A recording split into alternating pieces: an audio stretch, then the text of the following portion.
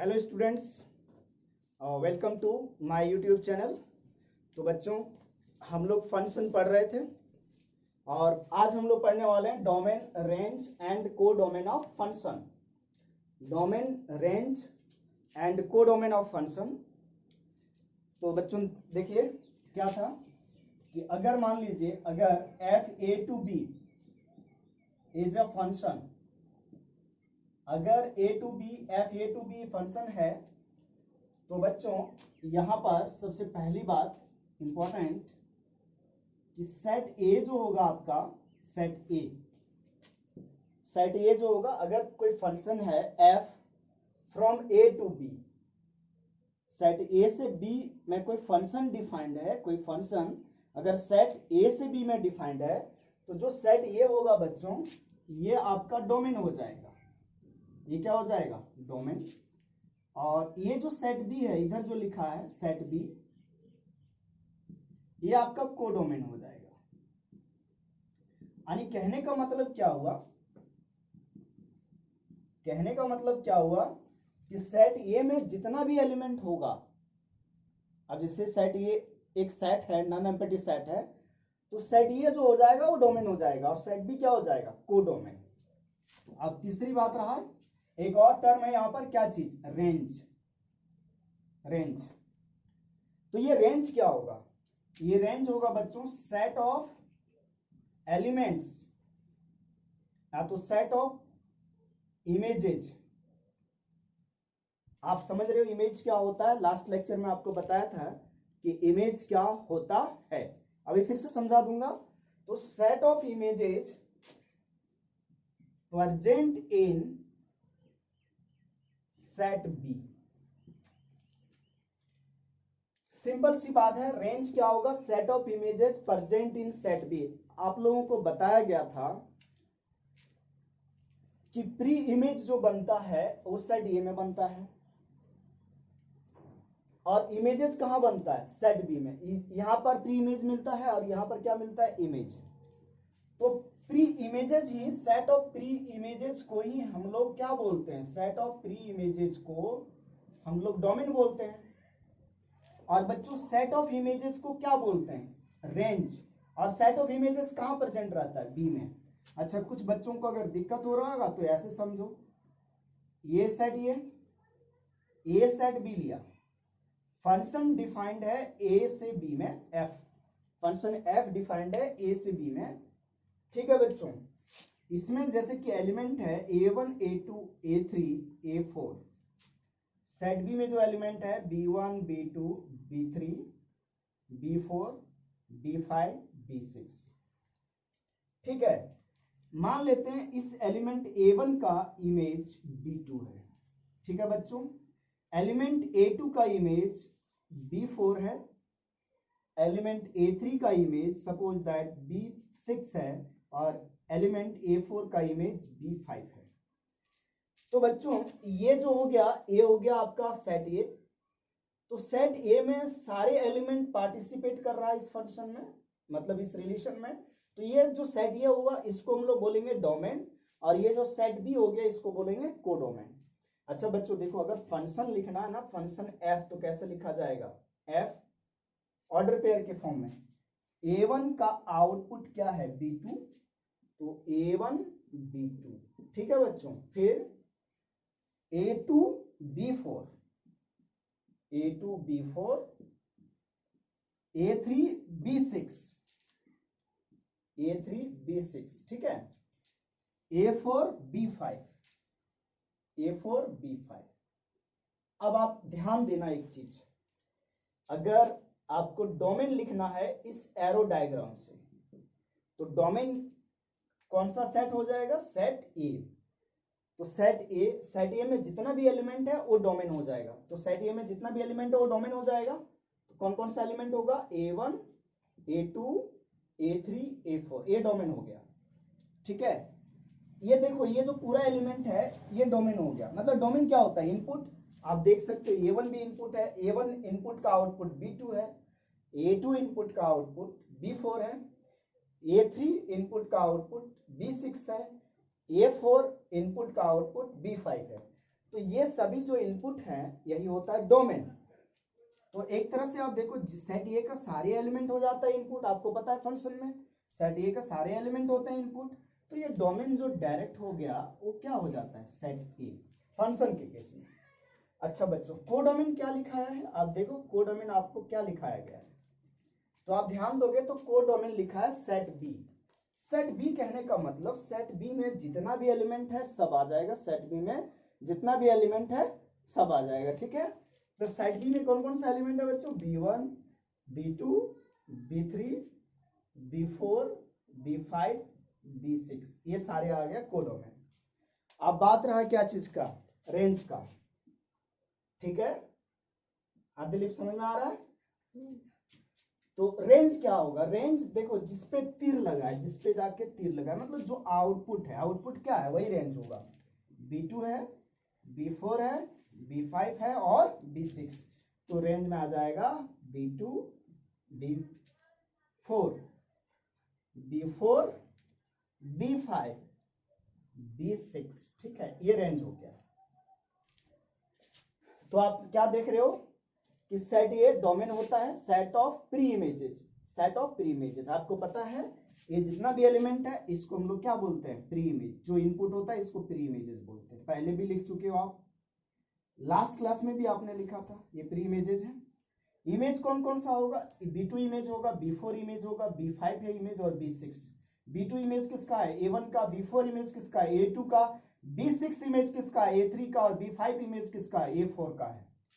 तो set of images जो होता है बच्चों वो रेंज होता है। सेट ऑफ प्री इमेजेस क्या होता है, डोमेन, और को डोमेन ये सेट भी पूरा आउटपुट हो जाता है। आपको बच्चों इन शॉर्ट में ये याद रखना है कि अगर कहीं पर भी ऐसा लिखा हो तो बच्चों ये जो होता है डोमेन, और बी जो होता है इधर जो लिखा रहता है वो कोडोमेन, रेंज नहीं कोडोमेन। रेंज अपने को फाइंड आउट करना पड़ता है, अगर देखो फंक्शन ऐसा लिखा हुआ है ना तो डोमेन ये हो जाएगा और कोडोमेन बी हो जाएगा, रेंज अपने को फाइंड आउट करना पड़ेगा। अच्छा सुनो बच्चों, 11th क्लास में आप लोगों को क्वेश्चन जो गिवन रहता था फंक्शन में वो ऐसा फंक्शन लिखा रहता था इस फॉर्म में, ये देख सकते हो एक सेट के फॉर्म में लिखा हुआ है फंक्शन, ऑर्डर पेयर के फॉर्म में। तो अगर ऐसा फंक्शन लिखा रहता है तो हम केवल डोमेन और रेंज बता सकते हैं। तो डोमेन क्या होता है, अगर कहीं फंक्शन इस तरह से डिफाइंड है, ऑर्डर पेयर के फॉर्म में फंक्शन डिफाइंड है, तो आप डोमेन कैसे लिख सकते हो, जो ये ऑर्डर पेयर है सभी ऑर्डर पेयर का पहला एलिमेंट डोमेन में आएगा। आप देख सकते हो a1 a2 a3 a4 ये सभी किस में आया, डोमेन में। और जो सेकेंड एलिमेंट है सभी ऑर्डर पेयर का, सेकेंड एलिमेंट जो है सभी ऑर्डर पेयर का वो किस में आएगा बच्चों, रेंज में आएगा। अगर फंक्शन इस तरह से डिफाइंड है ऑर्डर पेयर के फॉर्म में तो आप केवल डोमेन और क्या लिख सकते हो, रेंज लिख सकते हो, कोडोमेन नहीं लिख सकते हो। कोडोमेन हम लोगों को कभी भी फाइंड आउट करने नहीं दिया जाता है, कोडोमेन क्वेश्चन में पहले से दिया रहता है। और कोडोमेन अगर फंक्शन ऐसा लिखा हुआ है तो बच्चों ये जो इधर वाला होता है एरो के साइड वाला वो कोडोमेन होता है, इधर वाला क्या होता है, डोमेन होता है। तो बच्चों एक तरह से हम लोग जो ये डोमेन, रेंज और कोडोमेन ऑफ फंक्शन यहां पर जो डिस्कस किया, ये किस सिचुएशन में डिस्कस किया, जब फंक्शन का डेफिनेशन इस फॉर्म में दिया हो।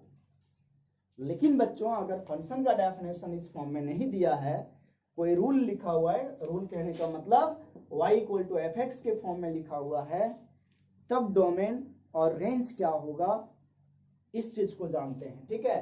तो बच्चों ये पॉइंट नंबर ए था, आप इसको पॉइंट नंबर ए दे दो।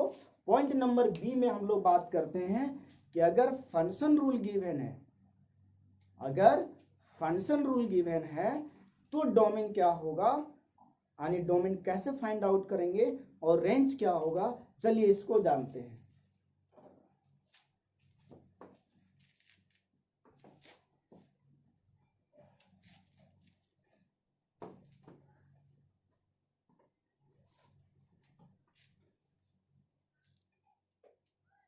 तो बच्चों बी पार्ट डिस्कस करते हैं। If function a function rule y equal to f x is given, then ध्यान देना बच्चों, देन क्या मैं बता रहा हूं, सबसे पहला चीज डोमेन। अगर function rule y equal to f x given है तो डोमेन क्या होगा, तो बच्चों डोमेन क्या होगा ये जानना है आपको। और दूसरी बात क्या जानना है कि रेंज क्या होगा, डोमेन क्या होगा और रेंज क्या होगा।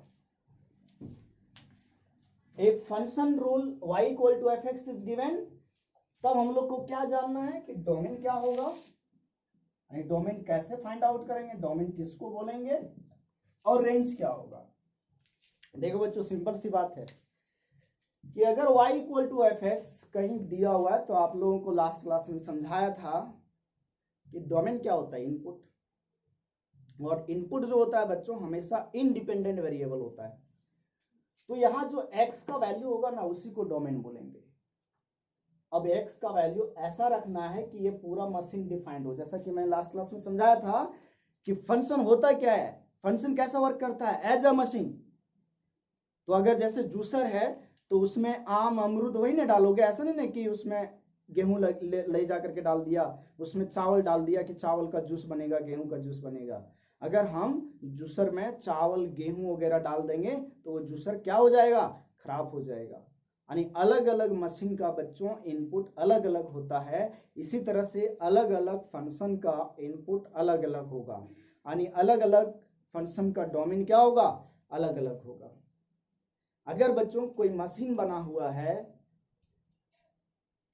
ना गेहूं पीसने वाला, तो उसमें हम लोग गेहूं नहीं डालेंगे, अगर उसमें दूसरा चीज डालेंगे तो वो मशीन क्या हो जाएगा, खराब हो जाएगा। और अगर हम बोलते हैं कि वो मशीन खराब हो जाएगा तो इसका मतलब क्या हुआ कि वो मशीन जो है उस चीज के लिए डिफाइंड नहीं है। तो जो मशीन जिस चीज के लिए डिफाइंड नहीं है उस मशीन में हम लोग उस चीज को नहीं डालते हैं, उस मशीन में हम लोग उस चीज को नहीं डालते हैं। तो इसी तरह बच्चों फंक्शन में जो x का वैल्यू होता है ये डोमेन होता है, लेकिन x का वही वैल्यू डोमेन होता है जिसके लिए ये फंक्शन डिफाइंड हो।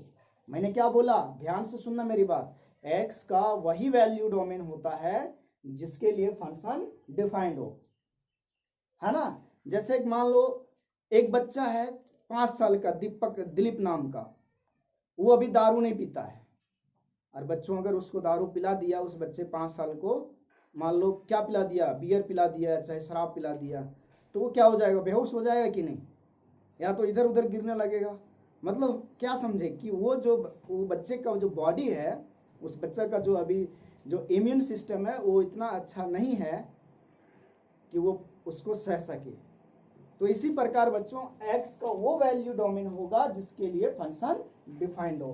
तो यहां पर लिखेंगे क्या, the set of values of x, the set of values of x, है ना,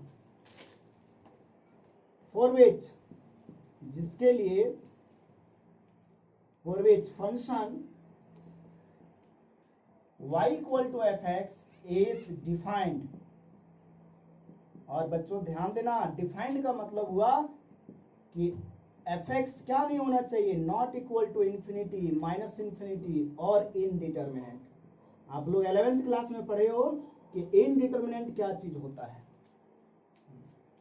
कि बच्चों x के वैल्यू में कुछ ऐसा मत रख देना जिसके लिए उस फंक्शन का वैल्यू क्या आ जाए, इंफिनिटी आ जाए, या तो क्या आ जाए, माइनस इंफिनिटी। तो हम लोग सिंपल सी बात है, डोमेन किसको बोलेंगे, set of values of x, मतलब x की वैल्यू को डोमेन बोलते हैं। हाँ लेकिन एक कंडीशन है कि y equal to f x जो फंक्शन है वो क्या होना चाहिए, डिफाइंड होना चाहिए। जैसे फॉर एग्जांपल एक बात करते हैं, एक एग्जांपल लेते हैं, जैसे फंक्शन है मान लो x प्लस 2 बटे x माइनस 3। ओके बच्चों, फंक्शन क्या है, एक फंक्शन हमने मान लिया f x equal to x plus 2 divided by x minus 3।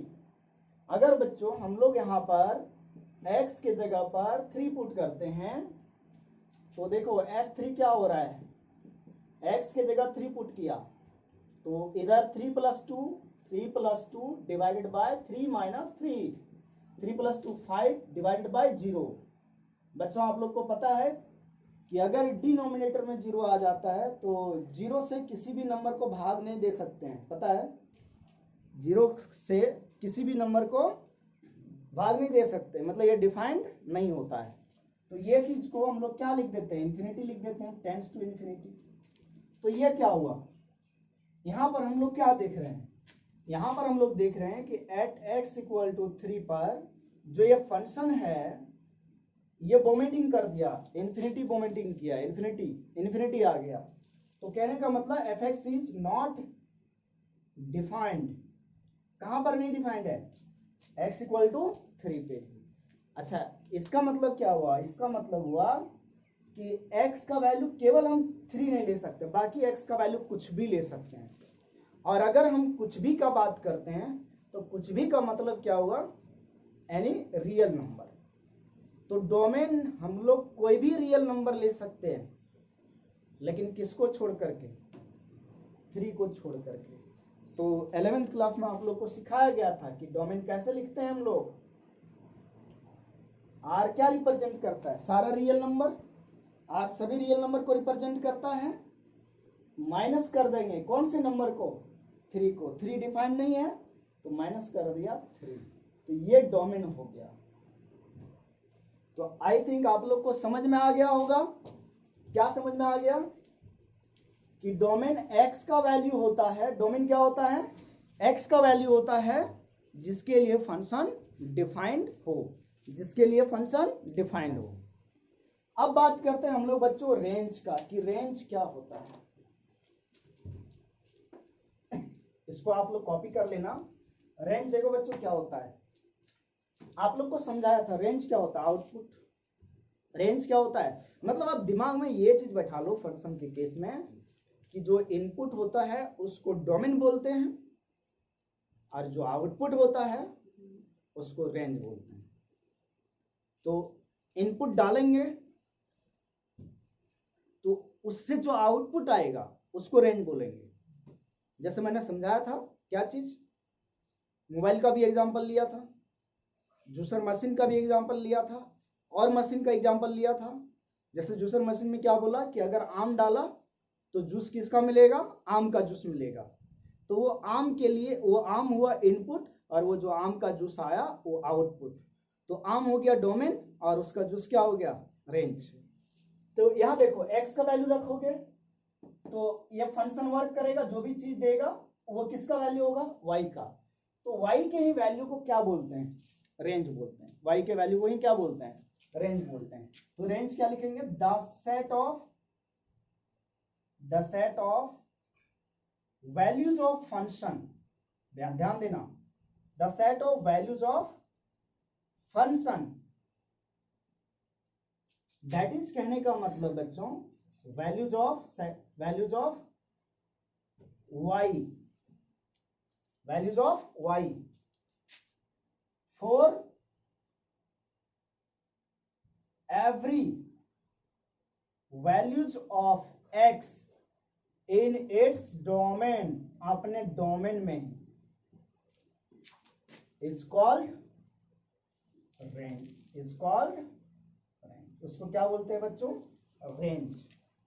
The set of values of function, देखो एक चीज है, x का वैल्यू रखा आपने तो सॉल्व होकर के जो आएगा वो किसका वैल्यू आएगा, फंक्शन का। देखो बच्चों कोई अगर आपसे बोलता है कि फंक्शन का वैल्यू क्या आया, मतलब x रखने पर पूरा सॉल्व करके क्या आया, वही क्या होगा, फंक्शन का वैल्यू।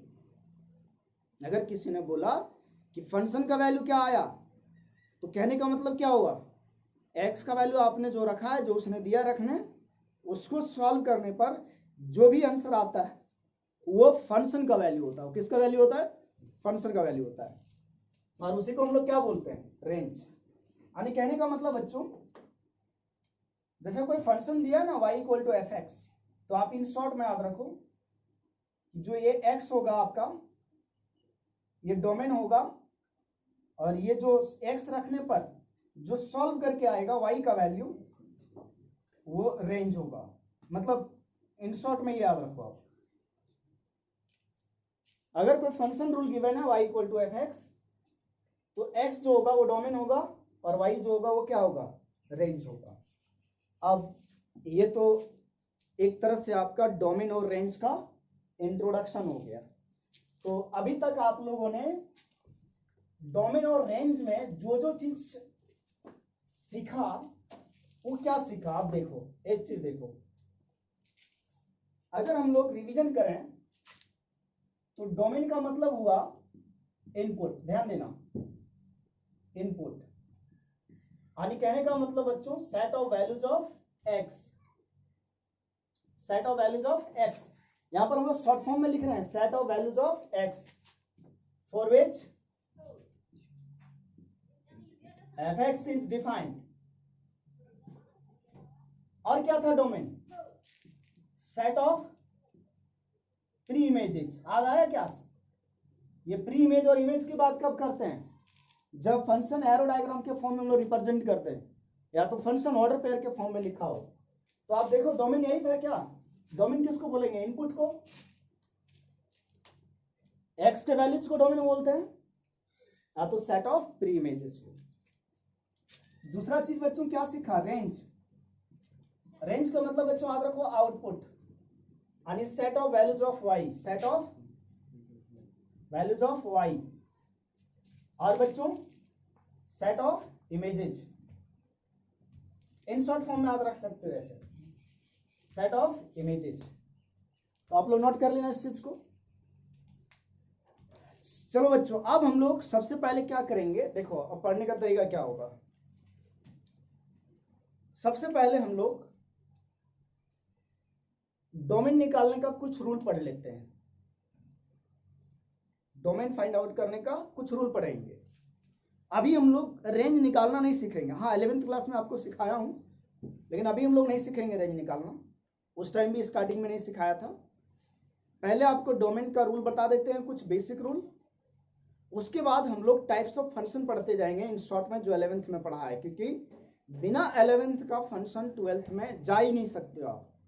तो मैं ये मान के चल रहा हूं कि आप लोग जो 11th में पढ़े हो वो चीज भूल चुके हो, या तो जो बच्चा पढ़ा है वो रिवीजन हो जाएगा, जो बिल्कुल भी नहीं पढ़ा है उसके लिए बहुत अच्छा है, ठीक है। तो सबसे पहले मैं डोमेन का कुछ रूल बताऊंगा, उसके बाद कुछ बेसिक टाइप्स ऑफ फंक्शन अपन पढ़ते जाएंगे, और हर एक फंक्शन में जो उसका एग्जाम्पल होगा उसका डोमेन फाइंड आउट करते जाएंगे। तो चलिए बच्चों सीखते हैं।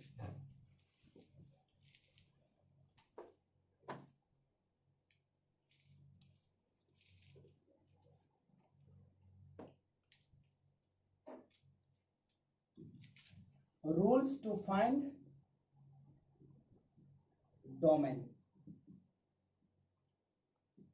रूल्स टू फाइंड डोमेन, ठीक है।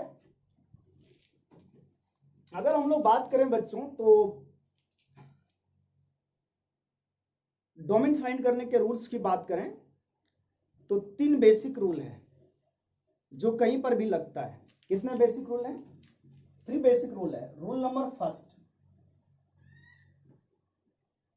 कि अगर बच्चों कभी भी function y by f x में 1 बाय एफ एक्स में दिखे, मतलब फंक्शन डिनोमिनेटर में रहेगा, जो फंक्शन डिनोमिनेटर में होगा, जो फंक्शन डिनोमिनेटर में होगा वो आप कैसे लिखोगे, जैसे 1 बाय एफ एक्स कहीं दिया हुआ है तो जो नीचे है बच्चों डिनोमिनेटर कभी भी किसके इक्वल नहीं होता है, 0 के इक्वल। कहने का मतलब क्या हुआ, डिनोमिनेटर नेवर इक्वल टू 0, आप ऐसे लेके चलोगे, पहला रूल ये चीज। Rule number second, rule number second, अगर बच्चों फंक्शन स्क्वायर रूट के अंदर है या तो इवन रूट के अंदर, जैसे इसका मतलब समझते हो ना, एफ एक्स पावर 1/4, या तो मतलब इवन, इवन आप समझ रहे हो बात को, इस तरह से हम लिख सकते हैं, यहां लिख दिया इवन, ठीक है, मतलब इवन रूट हो फंक्शन, फंक्शन का हो इवन रूट के अंदर। तो इस केस में बच्चों जो आप एफ एक्स को लोगे वो ग्रेटर देन और इक्वल टू 0 लोगे। फिर इसको सॉल्व करने से जो भी x का वैल्यू आएगा वो हमारा आंसर हो जाएगा। f(x) is greater than equal to 0। और बच्चों रूल नंबर 3 है, रूल नंबर 3 कि अगर यही स्क्वायर रूट, यही इवन रूट डिनोमिनेटर में आ जाता है, जैसे ये मल्टीप्लाई में था, ये डिवाइड में आ गया, ऐसे बोल सकते हो डिवाइड में आ गया, और यहां पर क्या है इवन रूट, तो इस टाइम जो हम लेके चलेंगे बच्चों, वो क्या लेके चलेंगे, f(x) is only greater than 0, f(x) is only greater than 0। Equal to हट जाएगा, क्यों इक्वल टू हट जाएगा, जो डिनोमिनेटर में होता है वो 0 के बराबर नहीं होता है, तो ये ग्रेटर देन इक्वल टू 0 का मतलब 0 से बड़ा भी और 0 के इक्वल भी। और यहां पर बच्चों देखो ये इवन रूट, यानी कहने का मतलब किसके लिए, ये 1/√(f(x)। तो अगर ये √(f(x) है डिनोमिनेटर में, तो f(x) क्या लोगे, ग्रेटर देन 0। चलो बच्चों क्वेश्चन सॉल्व करते हैं। पहले तीनों रूल का एक एग्जांपल मैं बताता हूं, ये तीनों रूल जो लिखा है इसका एग्जांपल बताता हूं। सबसे पहली बात है आप ये माइंड में बैठा लो, ये तीनों रूल को माइंड में बैठा लो, है ना, कि अगर 1/f(x) है मतलब फंक्शन जो डिनोमिनेटर में होगा, चाहे वो फंक्शन आज के बाद कहीं भी हो, आगे आप हायर एजुकेशन में जाओ कहीं भी हो, अगर डिनोमिनेटर में कुछ भी चीज है तो उसको आप नॉट इक्वल टू 0 लोगे। डिनोमिनेटर में कुछ भी है तो क्या लोगे, नॉट इक्वल टू 0। तो बच्चों मैं यहाँ 3 एग्जांपल लिख रहा हूं। जैसे हम लोग को क्या फाइंड करना है, डोमेन। एक मैं ले लिया y equal to f(x) equal to x²-4। दूसरा मैंने एक क्वेश्चन लिया, दूसरा example f(x) equal to √(x²-4)। और तीसरा क्वेश्चन मैंने ले लिया f(x) इक्वल टू 1/4-x²। तो आपके सामने ये 3 एग्जांपल हैं जो तीनों रूल पे है। देखो ये डिनोमिनेटर में फंक्शन है, यहाँ स्क्वायर रूट के अंदर फंक्शन है, और यहाँ स्क्वायर रूट के अंदर है लेकिन डिनोमिनेटर में है। देखो बच्चों होगा क्या, यहां पर क्या लिखेंगे, f(x) इज डिफाइंड, कब डिफाइंड होगा, व्हेन x² जो डिनोमिनेटर में है वो किसके इक्वल नहीं हो, 0 के इक्वल नहीं हो। देखो f(x) is defined when x²-4 is not equal to 0। हाँ बच्चों आप लोग को तो सॉल्व करने आता है। हमेशा हम लोग क्या करेंगे, इसको फैक्टराइज करेंगे, x-2 इंटू x+2 आ जाएगा फैक्टराइजेशन। कैसे आएगा x-2 into x+2, a² - b² का फॉर्मूला लगेगा। इसको हम लोग लिख सकते हैं x² - 2 का स्क्वायर, तो ये हो गया x-2 इंटू x+2। आगे ध्यान दो बच्चों, इसका मतलब क्या हुआ, x-2 will not be equal to 0 और x+2 is not equal to 0।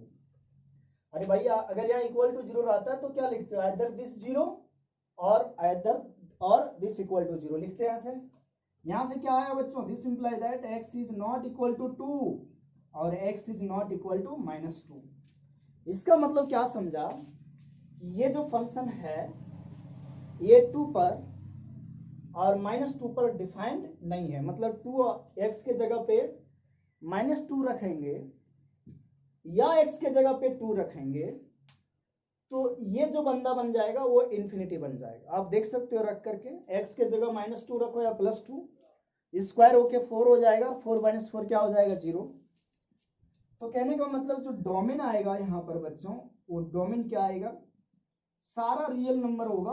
Real number मतलब समझ सकते हो -∞ से +∞ तक जितना भी नंबर आता है सब आ जाएगा, लेकिन कौन नहीं आएगा, -2 और 2 को छोड़ करके। तो छोड़ करके मतलब कैसे लिखते हैं, इसको माइनस कर देते हैं, -2 और 2 को छोड़ दिया, करली ब्रैकेट हमेशा ओपन करोगे, -2, 2, ये आंसर हो जाएगा। अब देखो बच्चों, सेकेंड एग्जांपल जो है हम लोग को डोमेन ही फाइंड आउट करना है इसमें। तो जो फंक्शन है वो स्क्वायर रूट के अंदर आने, तुम ध्यान में रखो ठीक है, कहीं भी स्क्वायर रूट आपको दिखाई दे, कहीं भी स्क्वायर रूट दिखाई दे, लेकिन नोमरेटर में मतलब मल्टीप्लाई में, तो स्क्वायर रूट के अंदर कोई भी फंक्शन हो सकता है। अभी यहाँ जैसे पॉलिनोमियल है एक्स स्क्वायर माइनस 4, यहाँ पर कल को साइन फंक्शन हो सकता है, कल को लॉग फंक्शन हो सकता है, कल को कोई और फंक्शन हो सकता है। फॉर एग्जाम्पल अगर बात करें कि स्क्वायर रूट के अंदर तुम बैठ गए तो तुमको भी हम क्या लिखेंगे, greater than equal to 0 numerator में। अगर मान लो एक्स के जगह पे तुम भी बैठे हो तो तुमको भी क्या लिखेंगे, ग्रेटर देन इक्वल टू 0। अगर इस स्क्वायर रूट के अंदर दिलीप बैठ गया तो Dilip greater than equal to 0, क्योंकि इस स्क्वायर रूट के अंदर जो वही चीज रहता है जो या तो 0 से बड़ा हो या तो 0 के बराबर हो, मतलब नॉन नेगेटिव नंबर होता है बच्चों, ठीक है। चलो अब देखो, इसको फैक्टराइज करते हैं, इसको सॉल्व करने आना चाहिए। ये कहाँ सीखा है सॉल्व करने, 11th क्लास में लीनियर इक्वेशन में। इसलिए तो बोलता हूँ बच्चों कि बिना मैथ्स 11th का पढ़े हुए 12th को पढ़ा नहीं जा सकता है, ठीक है। तो इसको सबसे पहले क्या करते हैं, फैक्टराइज करेंगे। क्या आएगा बच्चों, x minus 2 into x plus 2 greater than equal to 0, कोई दिक्कत। उसके बाद क्या सिखाया था कि अगर इसको अपन 0 के इक्वल करेंगे तो x का वैल्यू 2 आएगा, और इसको 0 करेंगे तो x का वैल्यू क्या आएगा, -2। मतलब 0 करके x का वैल्यू निकाल लेते हैं। उसके बाद क्या किया जाता है, नंबर लाइन ड्रॉ करते हैं, इधर माइनस इंफिनिटी, इधर बच्चों क्या होगा, प्लस इंफिनिटी। फिर ये दोनों नंबर को रखते हैं -2 +2, मतलब साइन डायग्राम बनाएंगे, साइन डायग्राम बनाया जाता है, एरो है ना। तो एक काम करो, अब हम लोग को देखना है कि यहाँ प्लस आएगा या माइनस। तो चेक करने का सबसे बढ़िया तरीका है कि ये जो क्षेत्र है इसमें कौन सा नंबर है जो 2 से बड़ा है। तो 2 से बड़ा कोई भी नंबर ले लो, 2 से ग्रेटर कोई भी नंबर ले लो, मान लेते हैं 4 ले लिया, और 4 को यहां रखो। तो 4 - 2 +2, और 4 + 2 6, तो 2 × 6 कितना आया, 12, +12 आया, +12 आया, यानी पॉजिटिव नंबर आया। तो ये क्या होगा बच्चों, यहाँ प्लस, और इस तरह से प्लस फिर माइनस फिर प्लस सिखाया गया आपको। और नहीं अगर आता है तो फिर से यहाँ कौन सा साइन आएगा, तो इसके और इसके बीच का नंबर रखो, यहाँ रख के देखो, अगर पॉजिटिव आया तो पॉजिटिव लिखना, नेगेटिव आया तो नेगेटिव लिखना। वैसे बच्चों पॉलिनोमियल यानी रैशनल फंक्शन के लिए आप लोगों को 11th क्लास में लीनियर इक्वेशन में ये साइन स्कीम बनाने सिखाया है, वेवी कर्व मेथड से। तो वो वेवी कर्व मेथड जो 11th क्लास में सिखाया है उससे आप सीख सकते हो। और जो बच्चे नहीं पढ़े हैं वो ऐसा काम कर सकते हो कि इसके बीच का कोई भी नंबर लो, यहाँ रखो, प्लस आया तो प्लस में लिखो और माइनस में आया तो माइनस लिखो। उसके बाद क्या करना होता है, यहाँ जो इनइक्वालिटी है बच्चों वो क्या चीज का है, greater than equal to 0। Greater than equal to 0 कहने का मतलब हुआ कि 0 से बड़ा, और 0 से जो बड़ा होता है वो क्या होता है, पॉजिटिव। तो कहने का मतलब ये जो पूरा सिस्टम है, ये जो पूरा नंबर है ये ग्रेटर देन 0 है, मतलब पॉजिटिव है। तो पॉजिटिव वाला क्षेत्र को सेलेक्ट करेंगे। देखो ये पॉजिटिव वाला क्षेत्र ये हो गया और ये हो गया, दिख रहा है।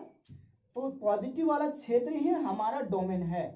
मतलब डोमेन जो होगा बच्चों, एक्स का वैल्यू जो होगा वो देखो -∞ से -2 तक। यहां बच्चों देखो अगर इक्वल टू का साइन है तो क्लोज ब्रैकेट लगता है, अगर इक्वल टू का साइन है तो क्लोज इंटरवल, फिर यूनियन 2 से लेकर के कहां तक, इंफिनिटी तक। 2 से लेकर के कहां तक बच्चों, इंफिनिटी तक, क्लोज ब्रैकेट। बोलोगे सर -∞ और +∞ पे क्लोज ब्रैकेट क्यों नहीं लगाया, तो बच्चों -∞ और +∞ कोई नंबर नहीं होता है। और ये ध्यान में रखना है आपको कि +∞ और -∞ पर कभी भी क्लोज ब्रैकेट नहीं लगाना है, हमेशा ओपन ब्रैकेट लगता है। इसलिए माइनस इंफिनिटी और प्लस इंफिनिटी पे हमेशा ओपन ब्रैकेट लगाना है, ठीक है। और ये क्लोज ब्रैकेट कैसे लगता है, या इनइक्वालिटी देख करके, और बहुत सारे कंडीशन है इन इक्वेशन में आप लोगों ने पढ़ा है, ये मैं मान के चल रहा हूँ कि आप लोग पढ़े हो, क्योंकि अब बच्चों 12th में आ चुके हो, है ना। और जिनको कुछ कंफ्यूजन होगा कमेंट बॉक्स में लिखना कि सर हमें ये सब नहीं आता है, भूल गए हैं। और अगर कॉपी में लिखा है तो कॉपी से पढ़ लीजिए, और फिर भी समझ में नहीं आता तो कमेंट बॉक्स में लिखिए। 11th का जो वीडियो लेक्चर अपलोड करूंगा उसमें ये पढ़ाऊंगा, लीनियर इन इक्वेशन, लीनियर तो इन इक्वेशन पढ़ाऊंगा, उस टाइम आप इसको सीख सकते हो। तो यहां से ये डोमेन आ गया आपका। थर्ड जो क्वेश्चन है बच्चों, इसमें देखो कि जो फंक्शन है वो रूट के अंदर है, लेकिन कहाँ है, डिनोमिनेटर में, नीचे में। तो अगर नीचे में है रूट, तो रूट के अंदर जो बंदा है उसको केवल ग्रेटर देन जीरो लोगे, केवल क्या लोगे, ग्रेटर देन जीरो, क्योंकि डिनोमिनेटर में इक्वल टू जीरो नहीं होता है। बच्चों फिर से इसको फैक्टराइज करो, इसको लिख सकते हो 4 को 2 square minus x square greater than zero, a square minus b square 2 minus x into 2 plus x greater than zero. आप लोगों को सिखाया गया था बच्चों कि जब भी फैक्टर करो तो एक्स को देख लो प्लस में है या माइनस में। अगर कोई भी एक्स माइनस में है तो उसको प्लस में बनाओगे, ये एक्स प्लस में है कोई दिक्कत नहीं, ये एक्स माइनस में है तो प्लस में कैसे बनाएंगे, यहां से माइनस को बाहर कर दो, बाहर करोगे ये एक्स प्लस बन जाएगा और जो प्लस है वो माइनस। अगर कहीं से हम लोग माइनस को बाहर निकालते हैं तो जो प्लस होता है वो माइनस हो जाता है और जो माइनस होता है वो प्लस हो जाता है, साइन चेंज कर जाता है अगर माइनस कॉमन लेते हैं तो। यहाँ माइनस कॉमन नहीं ले रहे हैं, यहाँ दोनों प्लस में है, इसको बस अरेंज करके लिख दे रहे हैं। अगर बच्चों दोनों साइड हम लोग माइनस से मल्टीप्लाई करते हैं तो ये साइन इनइक्वालिटी का साइन चेंज हो जाता है।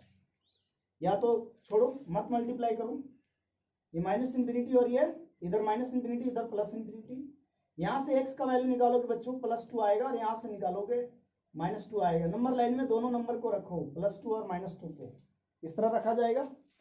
अब ध्यान दो बच्चों, जो वेविकर मेथड में आपको सिखाया है कि अगर यहाँ माइनस रहा तो इधर से माइनस से स्टार्ट कर दो, माइनस फिर प्लस फिर क्या माइनस।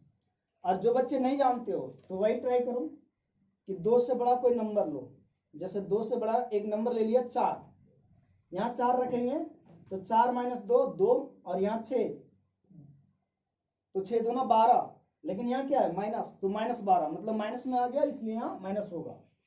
और फिर आप जब एक पता चल जाता है तो अब इसको चेंज करते हो, माइनस प्लस माइनस, ठीक है। या तो हर एक में आप एक नंबर लिख के देख सकते हो। अब देखो बच्चों यहाँ साइन जो है ग्रेटर देन जीरो का है, साइन किसका है, ग्रेटर देन जीरो का। और ग्रेटर देन जीरो का है तो पॉजिटिव है तो पॉजिटिव वाला रीजन सेलेक्ट होगा। यहाँ बच्चों इक्वल का साइन नहीं है, इसलिए जब हम डोमेन लिखेंगे तो ओपन इंटरवल लगेगा, क्लोज इंटरवल नहीं। -2 से क्या हो जाएगा 2, ये आपका बच्चों आंसर हो गया, ये क्या हो गया आंसर। तो ये 3 एग्जांपल से आप लोग का वो 11th क्लास का रिवीजन हो गया होगा और तीनों रूल्स को अप्लाई करने आप सीख गए। अच्छा बच्चों, कुछ प्रॉपर्टीज है जिसको ध्यान में रखना है आप लोगों को, केवल मैं प्रॉपर्टीज आज लिख दे रहा हूँ, नेक्स्ट लेक्चर में उसका तो आगे उसका एग्जाम्पल भी ले लेंगे। बस अभी आप ध्यान में रखना कुछ इंपॉर्टेंट बात, नॉट NOT नॉट, कि अगर बच्चों कल को कोई फंक्शन ऐसे f1x ± f2x और इसका डोमेन पूछा है, तो सपोज दैट बच्चों हम लोग मान लेते हैं कि डोमेन ऑफ f1x अगर मान लो D1 है और डोमेन दूसरे फंक्शन f2x का डोमेन अगर D2 है, तो इस फंक्शन fx का जो डोमेन होगा बच्चों D for domain of fx, df domain of fx, ये D intersection D1 intersection D2 आएगा। मतलब अगर कोई दो फंक्शन प्लस में हो या माइनस में हो तो जो फाइनल फंक्शन है उसका जो डोमेन होगा इन दोनों फंक्शन का अलग अलग डोमेन का इंटरसेक्शन होगा। या तो ऐसे भी हो सकता है फंक्शन दो फंक्शन मल्टीप्लाई में हो, इस तरह से, तब भी डोमेन ऑफ फंक्शन जो होगा बच्चों दोनों का इंटरसेक्शन होगा। या तो बच्चों अगर डिवाइड में हो f1x बाय f2x, तब भी बच्चों डोमेन जो होगा वो d1 इंटरसेक्शन d2 होगा, लेकिन माइनस हो जाएगा जहां पर ये डिनोमिनेटर वाला वैल्यू 0 हो जाता है। तो माइनस करेंगे किसको, उस x के वैल्यू को जहां पर f2x क्या हो जाता है 0, उस x को माइनस कर देना है जहां पर ये नीचे वाला 0 हो जाता है। अन्य देखो बच्चों, अगर 2-4 फंक्शन, केवल 2 फंक्शन f1 और f2 की बात नहीं कर रहा हूं, अगर 2 या 2 से ज्यादा फंक्शन प्लस में हो, माइनस में हो या मल्टीप्लाई में हो, डिवाइड वाला एक अलग रूल है, थोड़ा सा माइनस करना पड़ता है। तो आपको क्या करना है, अलग अलग फंक्शन का डोमेन सेपरेटली निकालना है और फिर सभी डोमेन का इंटरसेक्शन जो होगा वही फाइनल आंसर होगा। क्या करेंगे, 2 काम करना है, अलग अलग फंक्शन का डोमेन निकालो, फिर सभी का इंटरसेक्शन ले लो और वही आपका क्या होगा, आंसर होगा। तो एक बार रिपीट करो अपने मन में, मैं क्या बोल रहा हूं कि पहला चीज कि ध्यान से सुनो कि क्वेश्चन कैसा रहेगा।